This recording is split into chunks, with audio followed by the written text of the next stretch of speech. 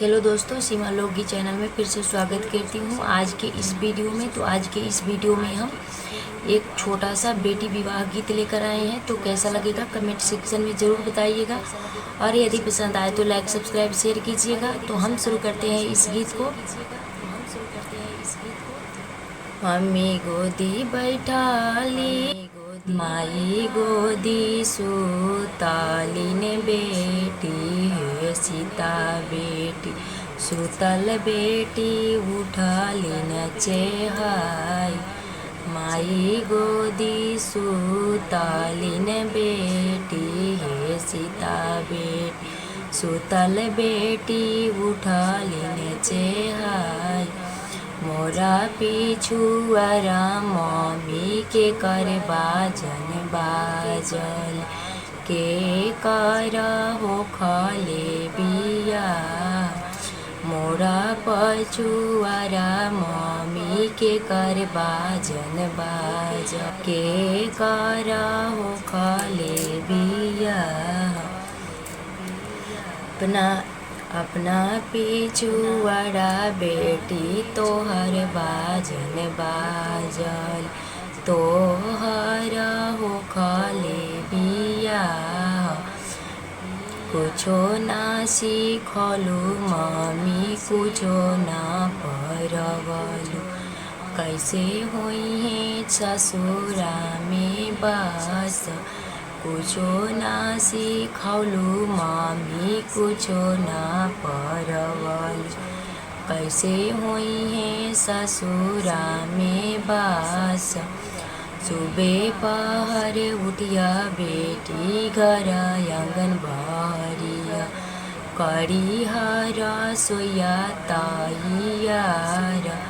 सुबह पहर उठिया बेटी आंगन घर बहरिया, करी हरा सोया ताइयार।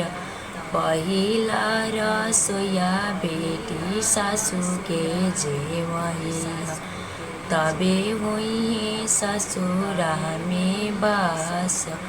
पहिला रसोया बेटी सासू के जेवहिया, तबे हुई है ससुरा में बस। आंटी गोदी बैठलिन, बेटी है सीता बेटी सुतल, बेटी उठलिन चेहाई। आंटी गोदी सुतलिन, बेटी है सीता बेटी सुतल, बेटी उठलिन चेहाई। मोरा पिछुआरा आंटी के कर बाजन बाजल, के कर खले बिया। मोरा पिछुआरा आंटी के कर बाजन बाजल, के कर खले बिया।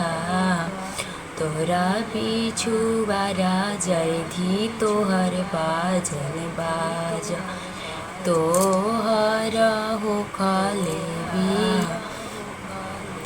कुछो ना सीखलू आंटी, कुछो ना पढ़वलू, कैसे हुई है ससुरा में बस। कुछो ना सीखलू आंटी, कुछो ना पढ़वलू, कैसे हुई है ससुरा में बस। सुबह पहर उठिया जैदी गन बहरिया, करी हरा सोया ताइयार।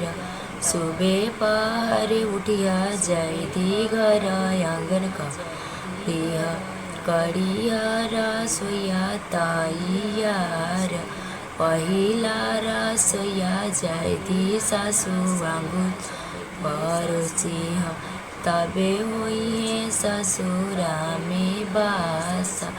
पहिला रसोया जैदी सासू आंगन परोसिया, तबे हुई है ससुरा में बस।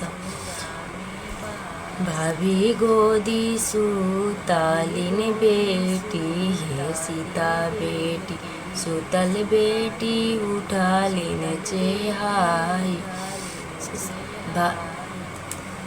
कुछो न मोरा पिछुआरा भाभी के कर बाजन बाजल के कर हो खाले बिया मोरा पिछुआरा भाभी के कर बाजन बाजल के कर हो खाले बिया तोरा पिछुआरा ननदो तोहर बाजन बाज तोहर हो खाले बिया कुछो ना सीखौलू कुछो ना परवल कैसे होई है ससुरा में बास कुछो ना सीखलू भाभी कुछो ना परवल कैसे होई है ससुरा में बास सुबह पहर उठिया ननदो अंगल घर बारिया पड़ी हरा सुया तैयार पहिला रसोया ननदो अपने जेबी लिया तबे हुई है ससुरा में बास पहिला रसोया ननदो अपने जेबी लिया तबे हुई है ससुरा में बास। तो दोस्तों यही एक छोटा सा बेटी विवाह गीत था। तो कैसा लगा आप लोगों को कमेंट सेक्शन में ज़रूर बताइएगा। फिर मिलते हैं हम अगले वीडियो में, तब तक के लिए बाय बाय।